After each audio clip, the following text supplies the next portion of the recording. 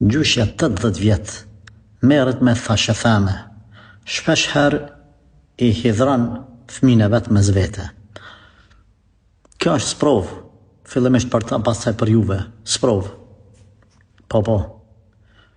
Në një kohë kur ju doni me dhënë maksimumin për kujdesin ndaj saj, shkaku I moshës edhe jo zotësisë edhe jo shëndetit të saj, ajo bjen punën që ju me urrejt.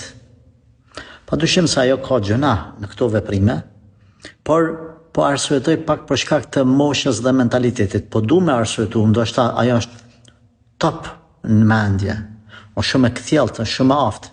Mbetet me saj edhe Allahut kjo çështje. Çka kërkohet për juve?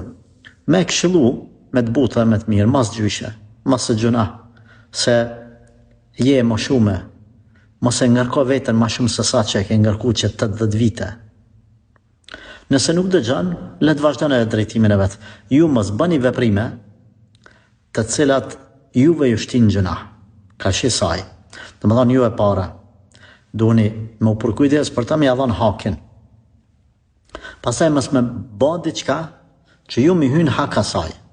Ajo le t'ju hyn hak, sa të mundeni faljeni. Ty para thonat e moshës e tjera. A du të mja falë krejt, po mirë është mja falë krejt, po unë tash nuk muj me, se nuk e di qka ju ka lëndu dhe sa ju ka lëndu dhe qfar dam ju ka ba. Prandaj unë po thamë, po këshilloj me e falë, mos me anëzon për të madhe, por mbetet mes jush edhe Allahut kjo çështja.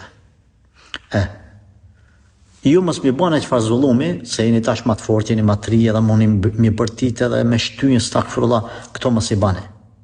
Konsiderojeni këta si një sprovë për juve, që Allah ju ka sprovu sa po bani sabër. Unë e di se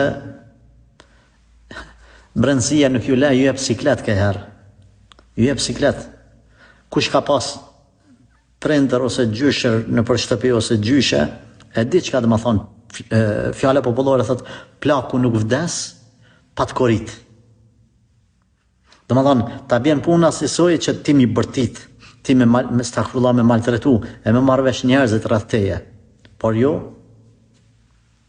sa të mundni, te në maksimum. Këta bëne për I Zatë Zotit, konsiderajni si një sprovë për juve. Qa me bo? Ndryshe xheneti nuk fitohet, vetë se me sabër, sakrificë edhe sprova. Allahu na përmirësoft, Allah na fal gjithëve. Amin.